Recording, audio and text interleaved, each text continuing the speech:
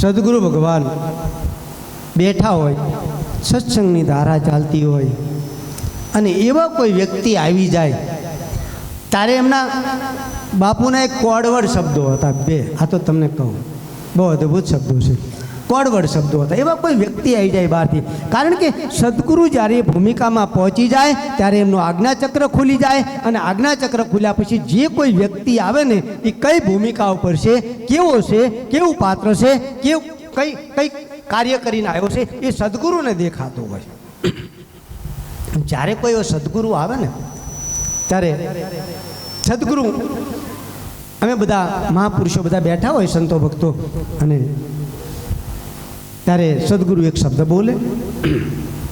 ભીખુરામ મહારાજ હોય, વિક્રમ મહારાજ હોય, રતિલાલ મહારાજ હોય, બધા બેઠા હોય સંતો ભક્તો. એવા દિવ્ય પુરુષો તમે જુઓ તો એના પ્રશ્નનું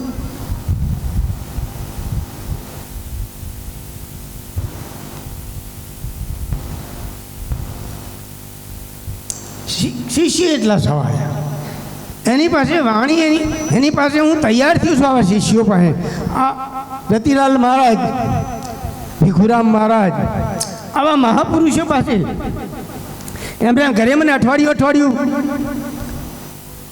રોકી રાખે અને મને હરિરસ પાય.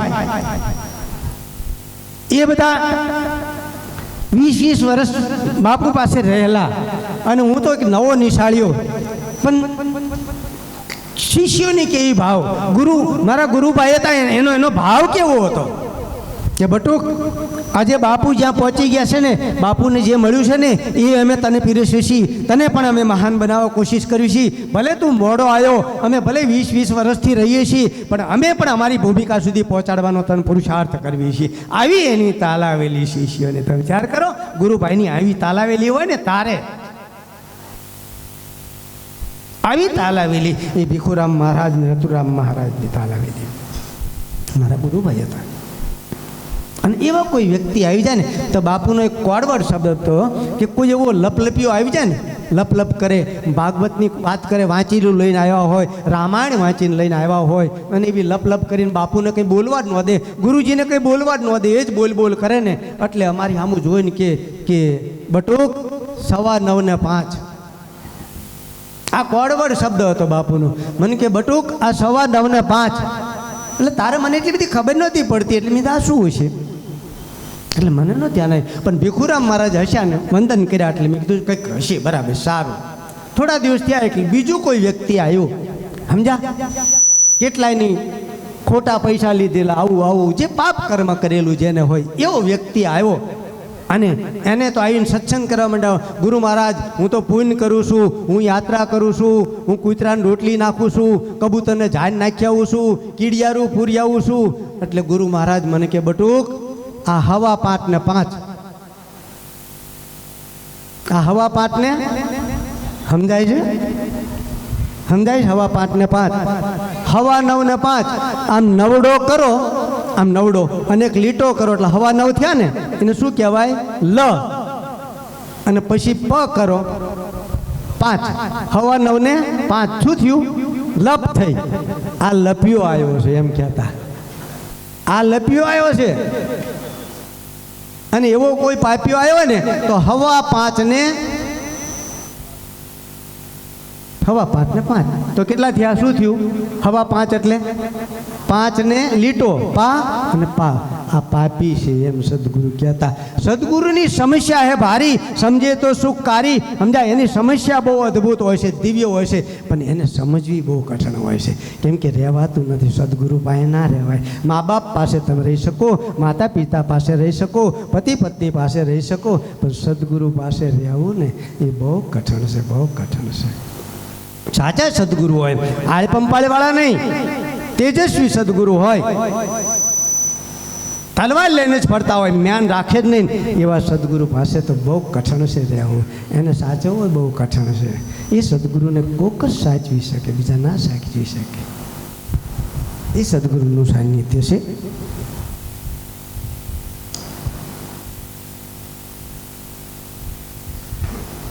જેઠ સુદ પૂનમ અદ્ભુત અધિક માસ છે.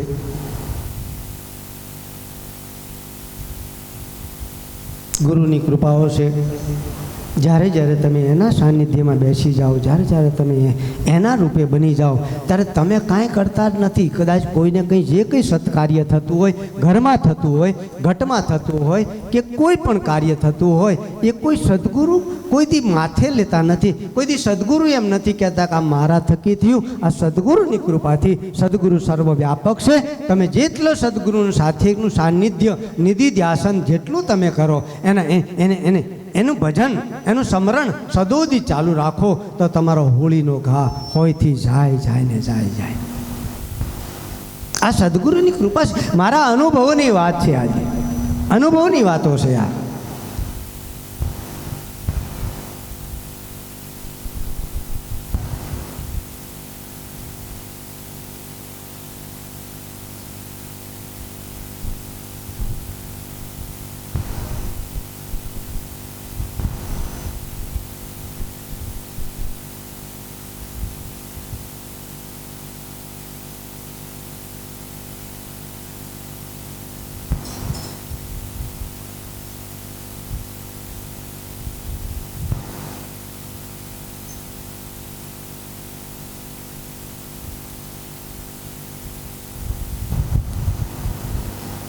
ઘણા પૂછે મને,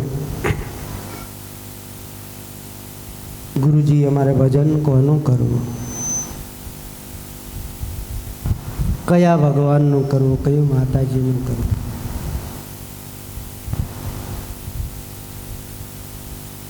પછી હું એટલું જ કહું કે તમારા ઘરમાં મંદિર છે તો મંદિરમાં કેટલા ફોટા અને મૂર્તિ મૂકેલી છે? તો ઘણા કે ગણપતિની છે, હનુમાનજી છે, ચામુંડા છે, રણછોડરાય છે, અંબાજી છે.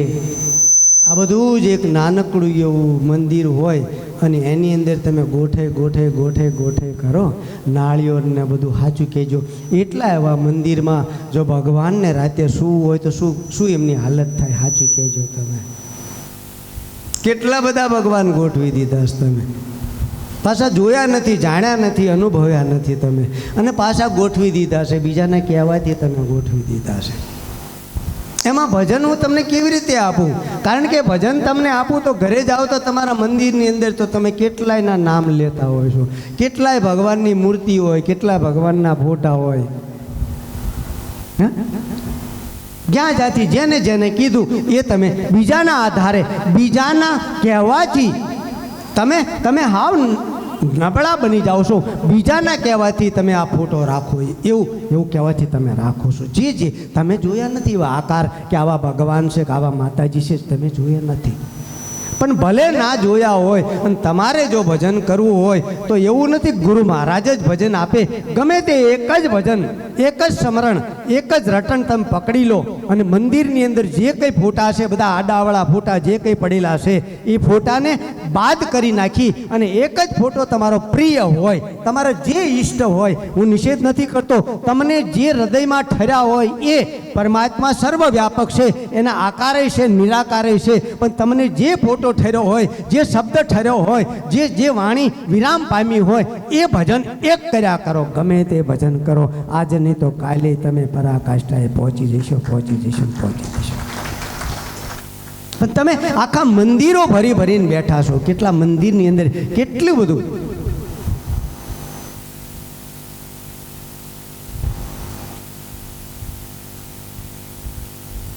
એક રૂમની અંદર તમે 4-4, 5-5 માણસો જો સૂતા હોય તો તમે ના સૂઈ શકો, તો આટલા એવા મંદિરની અંદર તો તમે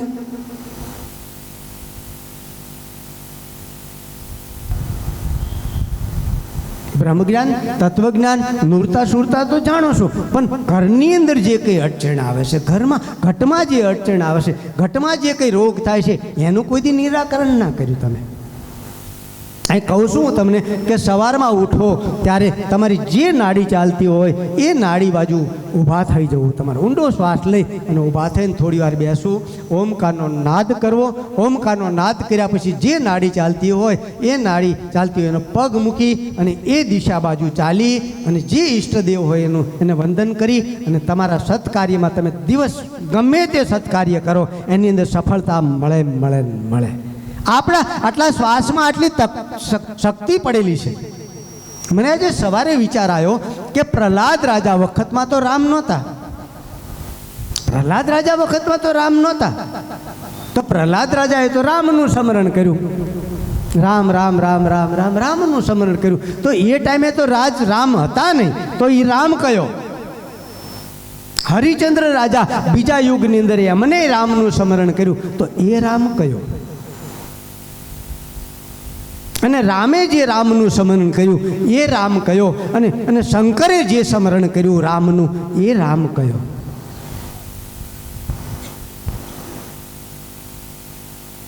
આ નિરાકાર રામ છે. દરેકે એ ભૂમિકામાં જ્યારે પહોંચ્યા અને આ રામને જ્યારે પકડી લીધો ને ત્યારે એનું વજન પરિપક્વ થઈ ગયું. પછી એ પરિપક્વ થયા પછી એની મસ્તીમાં મસ્ત રહેતા હોય મહાપુરુષો.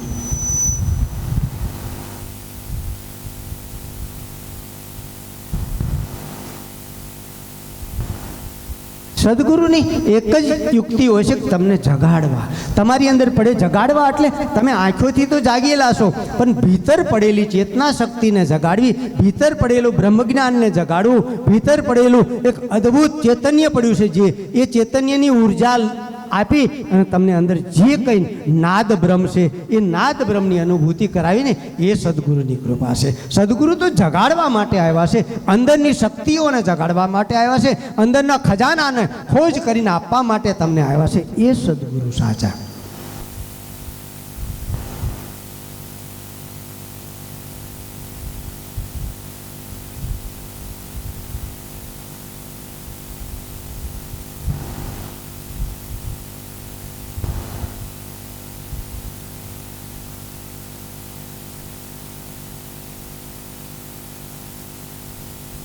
એકવાર એક ગુરુ પાસે એક શિષ્ય આવ્યો.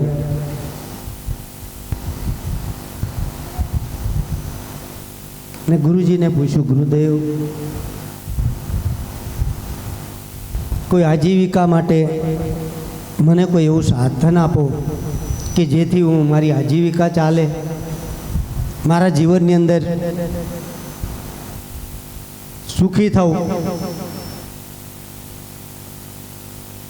ગુરુજી કે મારી પાસે તો એવું કંઈ છે નહીં, પણ જેમ મેકરણ દાદા ગધેડા રાખતા હતા ને, ગધેડો રાખતા હતા મેકરણ દાદા, એમ એ ગુરુ મહારાજ ગધેડા રાખતા. એટલે શિષ્યને કીધું કે આ ગધેડો લઈ જા, તારી આજીવિકા ચાલશે અને તારું ગુજરાન ચાલશે.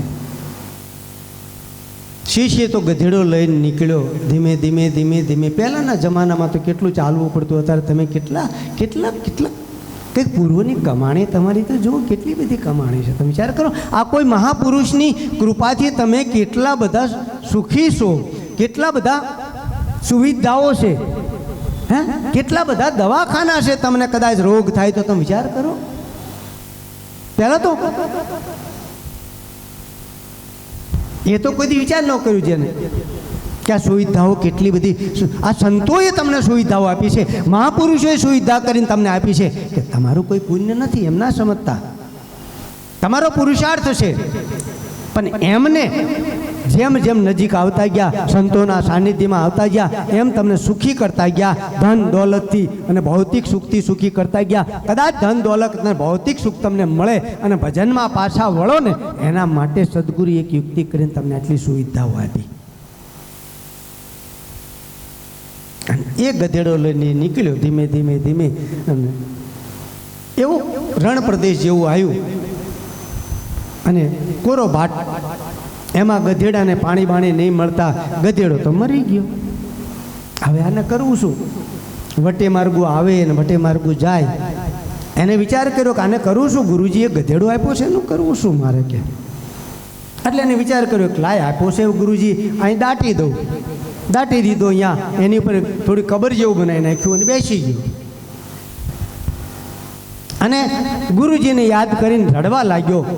આખી રાત રડ્યો કે ગુરુજી મને ગધેડો આપ્યો, આજીવિકા આપી, મારી રોજીરોટી ચાલે, આ તો રસ્તામાં મળી ગયો, હવે કરે શું. એમાં વટે માર્ગું કોઈ નીકળ્યા ને આવું ઊંચો ટેકરા જેવું જોયું, ખબર નહોતી કરી પણ ટેકરા જેવું જોયું. એટલે એ કંઈ કામમાં જતા હતા, એમને કીધું કે આ કંઈ રડતો લાગે છે, કંઈ કાંઈ આ માગતો લાગે છે, આ મંદિર જેવું છે, તો લાઈને આપણે માગીને જવી કે. એટલે એમને બાધા રાખી, સમજો અમારું કામ થશે ને તો વળતા તને આટલું આટલું આપશું. એટલે પેલા તો જવું અને કામ થઈ ગયું. કામ થયું એટલે પેલા તો આવીને મેં તો દક્ષિણા ધરાઈ. પેલો બેઠો તો વિચાર કર્યો કે મેં તો આ ગધેડો ડાટ્યો છે અને આ ભાઈ દક્ષિણા મૂકી. એટલે એમને ગામમાં વાત કરી કે આપણે આમ જવીને તો રસ્તામાં એક આવું ટેકરા જેવું છે ને એની બાધા રાખવીને એટલે આપણા કામ થઈ જાય છે. આમાં સમજો લગભગ કામ થવા માંડાણા. પેલા એ તો આશ્રમ કરી નાખ્યો, ગૌશાળા કરી નાખી, બધું ગધેડાના નામે બધું થઈ ગયું. આમ જો બધું કમ્પ્લીટ થઈ ગયું. લીલા લહેર ને તો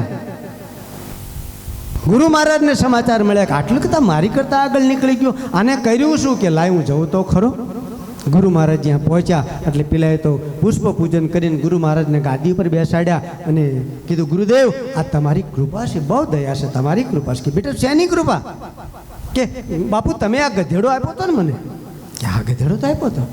તો ગધેડો લઈને જ્યારે હું નીકળ્યો અને હું તો ભૂલી ગયો એને પાણી પાવાનું, અને રસ્તામાં તો મરી ગયો. એટલે મેં અહીંયા દાટી દીધો, એની પર ધૂળ વાળીને ટેકરો કર્યો. એટલે જે કોઈ વટે મારી અહીંથી નીકળે છે ને એમ ધીમે ધીમે શી ખબર શું છે પૈસા મૂકતા જાય છે. ને મારી પાસે પૈસા અને આમ જો ને આશ્રમ ને આમ જો આની ઉપર મંદિર થઈ ગયું અને હું તો માલામાલ થઈ ગયો. ગુરુજી તમારી કેટલી કૃપા છે. તો ગુરુજી કે મેં તને ગધેડો આપ્યો હતો ને એમાં આગળના ગુરુએ મને ગધેડો આપ્યો હતો, તારે એનો તો આશ્રમ ચલવું છું કે.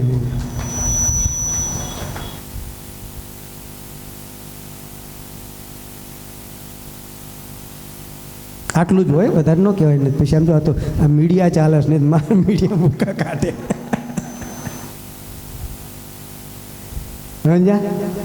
આ તો તેજીને ટકોરો હોય એમ.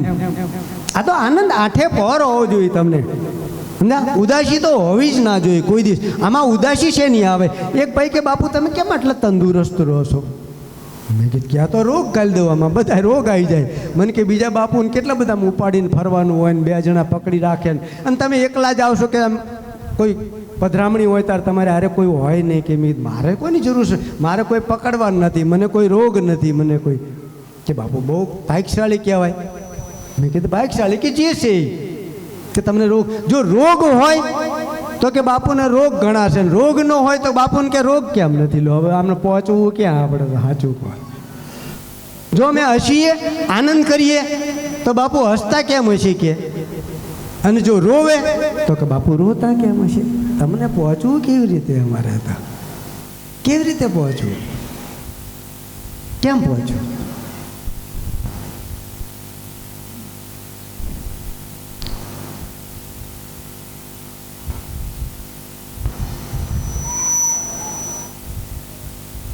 આનંદ એ આત્માનો ખોરાક છે. આનંદ એ આત્માનું સ્વરૂપ છે.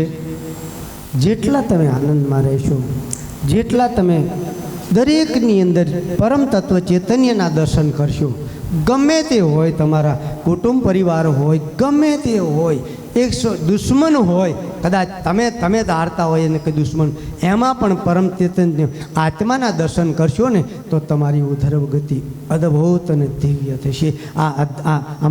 એમ ઉધર્વ ગતિ ન થાય. જેમ જેમ તમે પોતાના ગણતા જાઓ, જેને પોતાના ગણતા જાઓ, જેની ભાઈબંધી કરો ને એવું તમને મળે. જેની ભાઈબંધી કરો તમે એવું તમને મળી જાય. સંત સમાગમની ભાઈબંધી કરો તો સંત સમાગમ મળે. કોઈ ચોરની ભાઈબંધી કરો તો તમને એવી ભાઈબંધી. એક દ્રષ્ટાંત છેલ્લું આપી દઉં, બહુ અદ્ભુત છે, સરસ છે, સમજવા જેવું છે. સાંભળેલું છે તમે પણ છતાં બહુ સમજવા જેવું છે. એકવાર આનંદ કરવો પડે ને આપણે, બરાબર ને? એકવાર 4 ચોર ચોરી કરવા નીકળ્યા. હવે ચોરી કરવા માટે નીકળ્યા. ગામ બહુ દૂર. પહેલાં તો રસ્તામાં નીકળતા નીકળતા એક સાધુની મઢુલી જોઈ. સાધુ મહાત્મા બિચારા બચપનથી જ જતા રહેલા, સાધુ મહાત્મા થઈ ગયેલા, બેઠેલા શાંતિથી ભગવાનનું ભજન કરીને બેઠા. એમાં ચોરને તરસ લાગી એટલે કીધું કે લાયના આ આશ્રમ છે એમાં જઈને પાણી પીવી કે આપણે પાણી પીવીએ આપણે. જઈને ઝાંપડી ખખડાવી એટલે સદગુરુ બહાર નીકળ્યા. ભાઈ કેમ આવ્યા? કોણ છો? કે અમે ચોર છીએ. હવે બાપુને કોઈ ખબર નહીં કે આ ચોર શું હોય, કે ચોર એટલે શું. અને જાઓ છો ક્યાં? કે ખાતર પાડવા માટે. કે આ ખાતર કેવું હોય? કે એ તો ખાતર ખાતર હોય. બાપુ પાણી પીવું છે? કે પાણી પાવો ને અમને. કે બાપુ કે પીવો પાણી. એટલે બાપુને અંદરથી તાલાવેલી ગુરુ મહારાજને લાગી કે ભાઈ લાઈને આમની હારે હારે જવું. આ શું છે? આ ચોર શું છે? અને આ ખાતર પાડવું એવું શું? લાઈને હારે મને લઈ જાઓ ને. ચોર કે ના, તમને ના લઈ જવાય. કે આ ચોરી ખાતર પાડવા જેવી છે. અમે કે ભલે ખાતર પાડો પણ મને લઈ જાઓ. કે મને લઈ જાઓ તો કોઈ એક ચોરે કીધું કે લઈ લો ને. હવે મહારાજ છે કે હારે આવશે, સારું ભલે રહેતા, વાંધો નહીં. બાપુએ કંઈક થેલીમાં બધું નાખ્યું અને હારે હારે ચાલવા માંડાણા. ધીમે ધીમે ગામડું ગામ આવ્યું એટલે ખાતર પાડ્યું. ખાતર એટલે ગામની દિવાલ હોય ને એમાં એક બખોરું પાડે એને ખાતર કહેવાય. એ ખાતર પાડી અને એક એક અંદર જવા માંડાણા. ધીમે ધીમે અંદર ગયા, બધા અંદર ગયા. અને ચોર તો ચોરી કરવાની કોશિશ કરે, એને તો બધું ભેગું કર્યું, ઘરાણું ગાંઠું મિલકત ને જે હતું ને આમ રસ્તામાં પાથરેલું હતું ને એમાં બધું ઢગલો કર્યો. એમાં પેલા મહારાજ છે ને એ રસોડામાં પહોંચી ગયા અને એમને મંદિર જોયું. ઓહો, મારો ઠાકર અહીં બેઠો છે. કે આ દ્વારકાનો નાથ કે અહીં બેઠો છે તું. એટલે સારું કર્યું ને, મને તો કંઈ મંદિર મળી ગયું દ્વારકાના નાથનું. કે એને તો આમ જો, એને તો દીવા પ્રગટાવ્યા. સમજા? આજુબાજુ ડબ્બા ખોલ્યા તો અંદરથી જે કંઈ મીઠાઈ સામગ્રી મળી એ ધરાવી. અને ધરાવી પછી ઓલો જે પોટલું બાંધતા હતા ને એમાં અમને શંખ વગાડ્યો. ભૂ ભૂ ભૂ ભૂ ભૂ શંખ વગાડ્યો એટલે ઘરના બધા જાગી ગયા. ઘરના જાગી ગયા, ચોર પકડી ગયા. એટલે આને પકડી લીધો, સાધુને પકડ્યો કે આ ચોર ચોરી કરવા ઘરાણું આવ્યો છે ને, આ સાધુ જ આ બધું કર્યું છે. એમાં કોઈ અનુભવી હશે ને કીધું કે આ તો કોઈ સાધુ મહાત્મા છે, આ તો કોઈ મહારાજ છે, આમને કાંઈ એવું કર્યું ન હોય. એમને પૂછો કે તમે કેમ આવ્યા હતા? મહારાજે કીધું કે હું તો બચપનથી સાધુ બની ગયો તો મેં આવો શબ્દ સાંભળેલો ન હોય કે ચોરી એટલે શું, ખાતર પાડવી શું. આ તો નવો અનુભવ હતો એટલે મેં કીધું લાઈને હું અનુભવ કરવા જોઉં તો ખરો. એટલે અમને ખાતર પાડી અને અંદર આવ્યા અને એ એમનું કાર્ય કરતા મને ખબર નહીં, પણ મેં ભગવાનનું મંદિર જોયું અને ભગવાનના મંદિરમાં આ રણછોડજીને જોયા, દ્વારકાધીશને જોયા. એટલે હું તો રાજી થઈ ગયો કે ભગવાન તમે અહીં બેઠા છો, હું તો ચેદુનો ગોતું છું. એટલે મેં તો બધું થાળ ધરાવી અને શંખ વગાડ્યો, બીજું મેં કંઈ કર્યું જ નથી. ગામના પગે લાગી ગયા કે પ્રભુ જો સંત ન હોત જગાત મેં તો જલી જાત સંસાર. સમજા? સંત ન હોત ને તો આ સંત જ આવીને એમને જગાડ્યા. તમે વિચાર કરો, એમ તમારા ઘટની અંદર કેટલી ચોરીઓ થાય છે. કામ, ક્રોધ, લોભ, મોહ, મદ, મચ્છર, આશા, તૃષ્ણા, રાગ, દ્વેષ, માયા, મમતા, આ બધી ચોરીઓ કરી રહ્યા છે. આ ચોર બધા અંદર ગરી ગયા છે. એ તમારી ચોરી કરી અને શરીરનો આમ જો કચર ઘાણ કરે છે, મૃત્યુને નજીક લાવે છે. અને મૃત્યુ આવે એ પહેલાં આમ જો જાગી જાઓ ને, જો કોઈ સદગુરુ મહારાજ આવા મહાપુરુષ મળી જાય, જ્યાં તમારું મન માને અહીંયા. હું એવું નથી કહેતો, હું તો દાવો કરીશ જ નહીં. પહેલેથી આ 12 વર્ષથી આપણો આશ્રમ છે તે દાવો નથી કરતો કે મારી કરતાં કોઈ સારા સદગુરુ મળે ને તો પ્રેમથી તમે તારે જઈજો. પણ બે હાલક ડોલક ના રહેશો, એક મ્યાનમાં 2 તલવાર ના રાખશો. ગમે તે એક સદગુરુ ધારણ કરજો તો જ તમારી પ્રગતિ થશે. પછી તમે અહીંયા જાઓ અને અહીંયા આવો એમ નહીં. અને ત્યાંથી લઈને કે બાપુ એ આમ